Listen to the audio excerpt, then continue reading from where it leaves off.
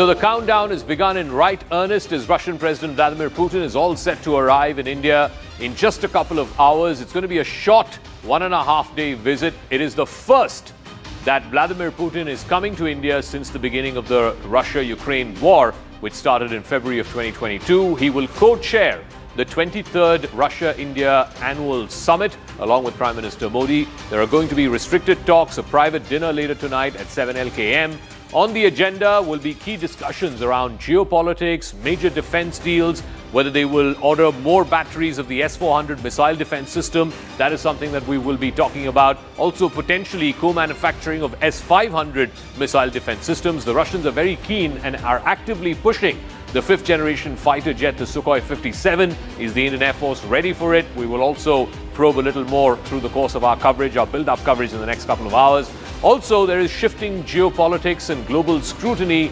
All eyes are on this handshake between Putin and Modi, which will be closely watched around the world, but particularly will be watched by Donald Trump, the President of the United States, in the White House. He will be keenly following this at a time when there is shifting global geopolitics and uncertainty around both the tariffs which he has imposed and, of course, the security challenges that have been thrown open in light of these two wars that are going on right now in the world, including the Russia-Ukraine war.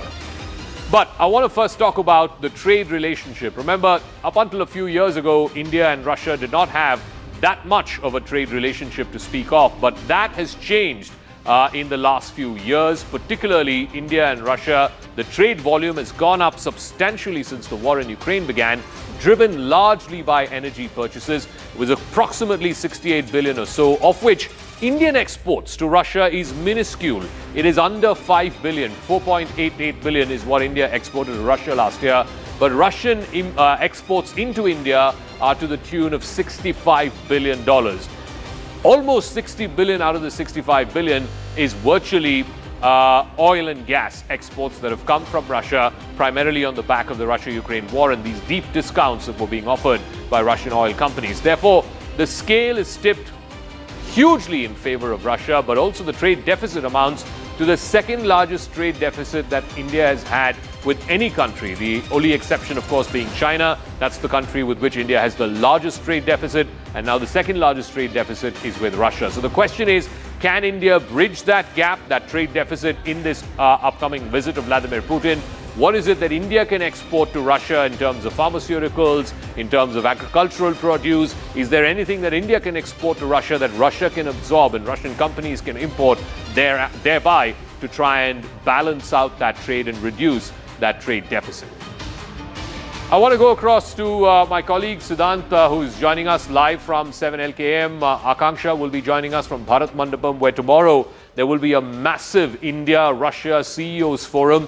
Vladimir Putin is arriving in India with 75 CEOs of the top companies, top banks in Russia. It is the largest business delegation that he has led to India since the annual summit began. But I want to go first to Siddhant. Siddhant, lots expected to happen. I believe as many as 10 government-to-government agreements could be announced. More than a dozen commercial agreements could be announced between Indian and Russian companies. But the bottom line is it comes at a very, very careful time as far as India is concerned. It needs to balance its interests, its opportunities, while on the one hand, the red carpet is being rolled out for Putin, and rightly so. At the same time, how does India navigate the concerns around America, the tariffs, and specifically the oil tariffs that Donald Trump has imposed? Well, that's right, Zaka. In fact, I did manage to speak to officials in Ministry of External Affairs the other day ahead of President Putin's visit. And in fact, we were very clearly told that that the focus of this visit is on India-Russia bilateral relationship. There will definitely be both leaders talking about regional and global issues, etc., etc.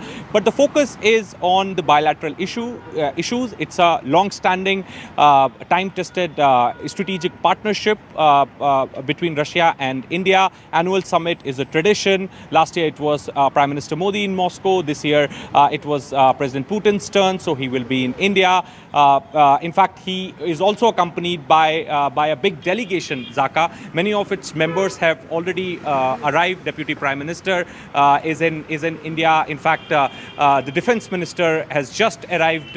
He will hold talks with Raksha Mantri Rajnath Singh. Their space agency's chief is in India. Their central bank chief is in India. So, there are a lot of meetings lined up in next few days. But the focus is bilateral issues. Russians definitely want Zaka. They have a lot of proposals as far as defense cooperation is concerned. They want India to buy S-500. They have given open offer for Su-57. They want. They have agreed, at least on the face, that there's going to be technology transfer, joint production, etc., etc. But India's main focus will be to reduce the trade deficit, as you rightly said. In fact, the business forum, both from Russia and India, are already meeting at this point in time to find out a strategy and plan to reduce the trade deficit. Now, India also wants, as far as the fertilizer import from Russia is concerned, this relationship should also be moving beyond the buyer-seller relationship. Then mobility agreement, Zaka, this is happening for the first time, where young, talented, skilled Indian professionals will be working in Russia. So this is one big development in the relationship from Prime Minister Modi's last visit to Moscow to this visit Siddharth, of just very quickly, President since you're joining Putin. us from 7LKM, the Prime Minister's residence, what is expected tonight? I believe that Mr. Putin lands and he comes straight to the Prime Minister's residence. What's expected?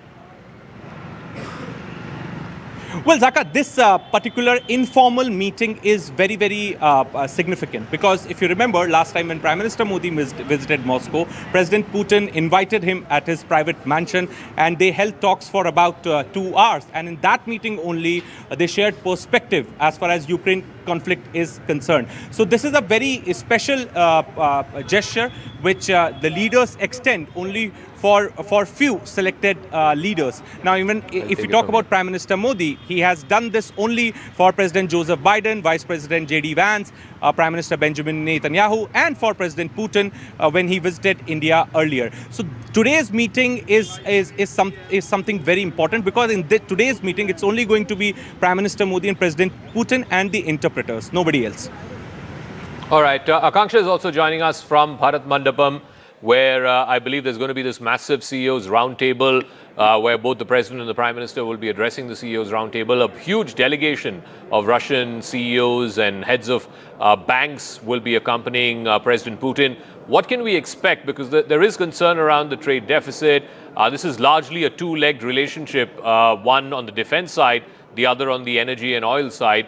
The breadth of the trade relationship is something that both sides are working on. What are you picking up? Absolutely, Zaka. In fact, as we speak, we are at the India-Russia Business Forum right in December in the last few years. But more importantly, as the Commerce Minister, Mr. Piyush Goyal, just now highlighted, that this is a partnership which, of course, includes a trade basket that needs to be diversified. And there's need for more diversification when you're looking at sectors, say, of infrastructure. You're looking at agriculture, fertilizers, automobiles. And in fact, who better to expand on it than Dr. Ajay Sahai, who is the Director General of EO, is joining me right now at the forum as well. Thank you so much, Dr. Sahai. A pleasure having you here. So if you can shed more light on what are those areas that we can look towards diversifying. And as we were talking earlier, you also mentioned that this is a lopsided trade partnership and we need to balance it out. Please explain for our viewers. If you look into India-Russia trade in last 3 years, it has moved from $13 billion to $68 billion. But then $5 billion is India's export, $63 billion is Russian imports, and probably that shows that it's little skewed. That's why the Honorable Minister said that it needs to be balanced, it needs to be diversified. That means we need to export more so as to balance it. And probably from Russian side also, they have to move from the commodity-based export to value appliances, pharmaceuticals, medical and diagnostic equipment, electrical and electronics, food products, agriculture product, textile, plastic, chemicals, to name a few. In some of these segments, we have done a good progress, but probably when we are looking into the potential of the Russian market, we are nowhere the potential. Even today, my share in Russian imports is less than 2%, and if you look into our share of Russia's export to total export is a little around 1.25%. And lastly, before I let you go, there's a lot of focus on connecting finance, through digital payment networks, the RuPay, and then to bring basically rupee and ruble to do direct payments. How will that impact both the markets? In fact, that will be a huge development so far as the tourists are concerned. So far, those who are working in Russia or the students in Russia, they need not to go for any card, international credit card to make the payment. They need not to carry currency to be in Russia. And in really, this will be a huge step for that. On the one hand, we are looking into the rupee payment mechanism to settle the trade account. On the other hand, if we can go for rupee ruble card, it will help the exponential growth in tourism as well. Many thanks to you, Dr. Sai, for joining in. So there you have it, Zaka. Two big bets. Of course, one is the defense partnership that we are looking to sort of strengthen further. The second is, of course, also going to be the financial payment network connectivity.